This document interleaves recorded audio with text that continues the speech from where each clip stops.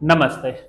આપણે ધોરણ 10 ની અંદર પ્રકરણ નંબર 2 બહુપદીઓ એની અંદર આપણે આજે શીખવાનું છે સ્વાધ્યાય 2.2 ના બોર્ડની પરીક્ષાની અંદર બે પ્રકારના પૂછાય છે. એક તો બહુપદી પછી શૂન્ય શોધો અને શૂન્ય પરથી બહુપદી શોધો. તો આપણે આજે શોધવાનું છે કે દ્વિઘાત બહુપદી આપેલા છે એના પરથી આપણે શૂન્ય શોધવાના છે. તો પહેલો દાખલો છે x² - 2x - 8 બરાબર 0. હવે નિયમ શું છે? x² નો સહગુણક અને અચળ પદનો ગુણાકાર કરવાનો. એટલે આગળ કશું નથી તો 1 ગુણ્યા 8 એટલે 8 એકા 8. આ 8 ના એવા બે અવયવ કરવાના કે માઈનસ થતા -2 મળે. તો 4 2 8. હવે મધ્યમ પદની નિશાની છે ને મોટા પદને લાગુ પડે. હવે અચળ પદની નિશાની માઈનસ હોય તો વિરુદ્ધ નિશાની. અહીંયા માઈનસ છે તો અહીંયા શું આવશે? પ્લસ. ઓછા વત્તા ઓછા જાય તો 2 પણ કેવા? માઈનસ. તો અહીંયા પદ થવું જોઈએ. જે આ નિયમ આ અવયવ પાડે અહીંયા ખાલી આની જગ્યાએ મૂકવાના, બીજા બધા પદ એમના એમ રાખીએ. તો x² - 4x + 2x - 8 બરાબર 0. હવે બે ની પેર બનાવી દેવાની. હવે આ બંનેમાંથી કોમન શું નીકળશે? x અહીંયા છે ને x અહીંયા છે તો x કોમન નીકળ્યો. 2 હતા, 1 નીકળ્યો, 1 તો રહેવાનો.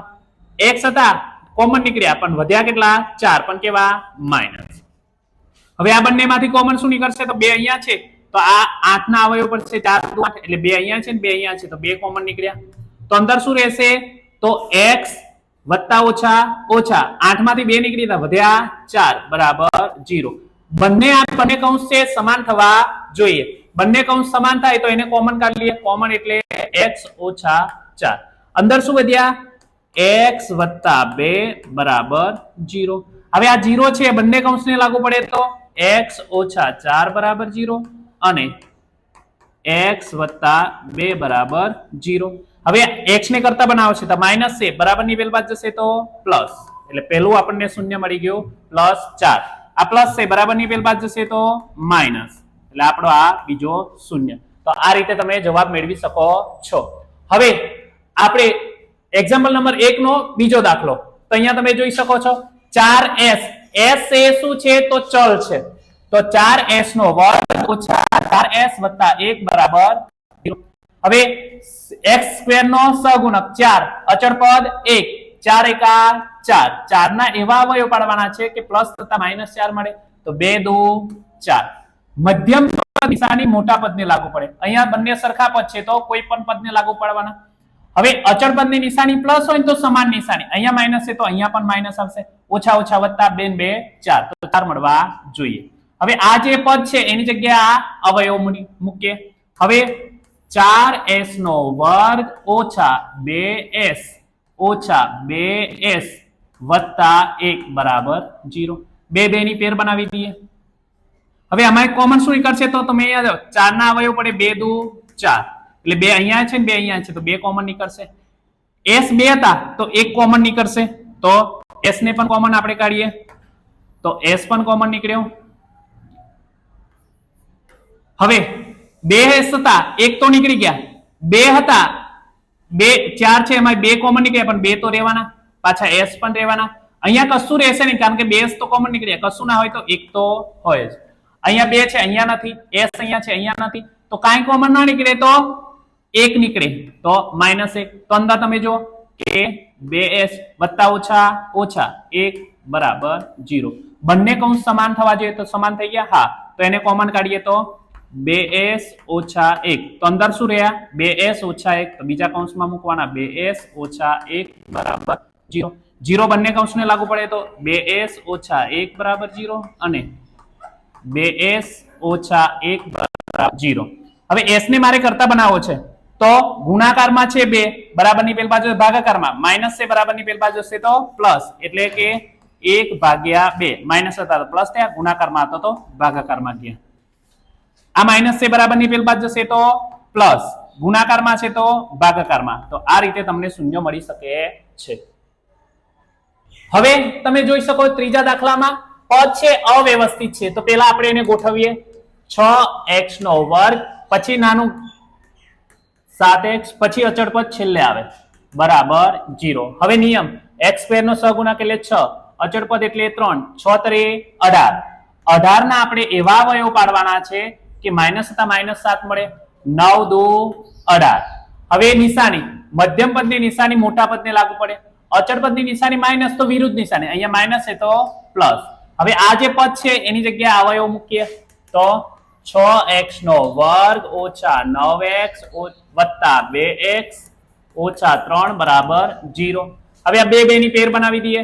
આમાંથી કોમન શું નીકળશે તો અહીંયા અવયવ પડે 3 દુ 6, 3 તરી 9 એટલે 3 પણ કોમન નીકળશે ને x પણ કોમન નીકળશે એટલે 3x કોમન નીકળ્યા.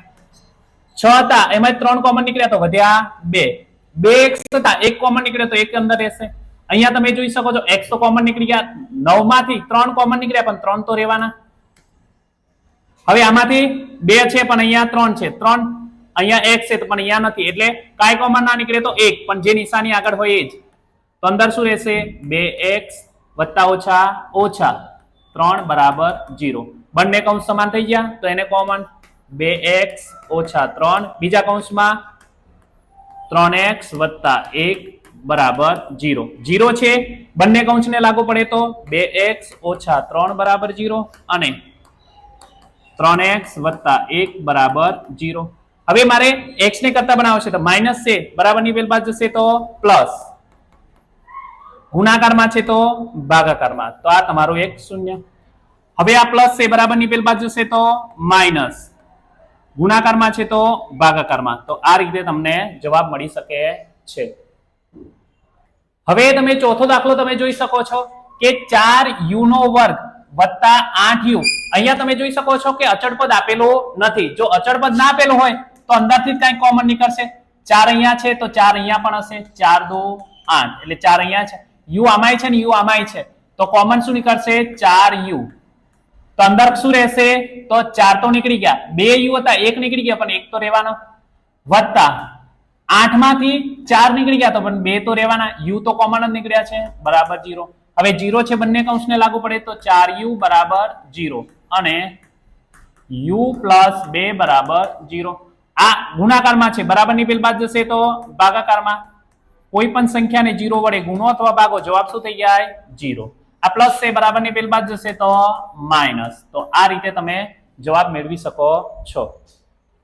હવે તમે જોઈ શકો છો t નો વર્ગ ઓછા 15 અહીંયા મધ્યમ પદ આપેલું નથી તો કયો નિયમ યાદ રાખવાનો તો બરાબર 0 કરી દેવાનો. હવે જે સંખ્યા આપેલી છે એનો વર્ગ કરીએ તો t નો વર્ગ એટલે આ રીતે આપણે મૂકી શકીએ t નો વર્ગ ઓછા 15 કોઈનું વર્ગમૂળ નથી તો એને વર્ગમૂળમાં રાખવાના. ઉપર વાળું સ્ટેપ થવું જોઈએ, t નો વર્ગ વર્ગ સાથે વર્ગમૂળ નીકળી જાય તો 15 થયા. હવે કયો નિયમ તો એક નિત્યસમ છે કે a નો વર્ગ ઓછા b નો વર્ગ બરાબર a plus b a minus b. આ નિત્યસમનો આપણે ઉપયોગ કરવાનો છે. તો પહેલું પદ એટલે t, બીજું એટલે વર્ગમૂળમાં 15, પહેલું પદ એટલે t ઓછા વર્ગમૂળમાં 15 બરાબર 0. 0 બંને કૌંસને લાગુ પડે તો t વત્તા વર્ગમૂળમાં 15 બરાબર 0 અને t ઓછા વર્ગમૂળમાં 15 બરાબર 0. પ્લસ એ બરાબરની પેલ બાદ જશે તો માઇનસ, તો આપણને એક શૂન્ય મળી ગયું અને આ માઇનસ એ બરાબરની પેલ બાદ જશે તો પ્લસ, તો આ બીજું શૂન્ય આપણને મળી ગયું. તો આ રીતે તમે જવાબ મેળવી શકો છો. હવે છઠ્ઠો દાખલો તો તમે જોઈ શકો છો 3x નો વર્ગ ઓછા x ઓછા 4 બરાબર 0. હવે x સ્ક્વેર નો સહગુણક 3 છે અને અચળ પદ 4 છે, 4 તરી 12. 12 ના આપણે એવા અવયવ પાડવાના છે કે -1 મળવા જોઈએ. તો 4 તરી 12. મધ્યમ પદની નિશાની મોટા પદને, અચળ પદની નિશાની માઇનસ હોય તો વિરુદ્ધ નિશાની, અહીંયા માઇનસ છે તો અહીંયા પ્લસ. 4 માંથી 3 જાય તો 1 પણ કેવા માઇનસ. તો આની જગ્યાએ આપણે આ લખીએ તો 3x નો વર્ગ ઓછા 4x વત્તા 3x ઓછા 4 બરાબર 0. બે ની પેર બનાવી દેવાની. આમાંથી કોમન x, અહીંયા અંદર શું રહેશે 3x ઓછા 4. આમાંથી કાંઈ પણ કોમન નથી નીકળતું તો 1, તો અંદર 3x વત્તા ઓછા ઓછા 4 બરાબર 0. બંને કૌંસ સમાન તો કોમન 3x ઓછા 4 અને અંદર x વત્તા 1 બરાબર 0. 0 બંનેને લાગુ પડે તો 3x ઓછા 4 બરાબર 0 અને x વત્તા 1 બરાબર 0. મારે x ને કરતા બનાવવો છે માઇનસ એ બરાબરની પહેલ બાજુ જશે તો પ્લસ, ગુણાકારમાં છે તો ભાગાકારમાં, તો આપણને એક શૂન્ય મળી ગયું. આ પ્લસ છે બરાબરની પહેલ બાજુ જશે તો માઇનસ, તો આ બીજું શૂન્ય તમને. હવે તમે જોઈ શકો છો કે એક્સ્ટ્રા દાખલા છે જે તમને સ્ક્રીન પર દેખાય છે એનો જવાબ છે તમારે કોમેન્ટ કરીને આપવાના છે.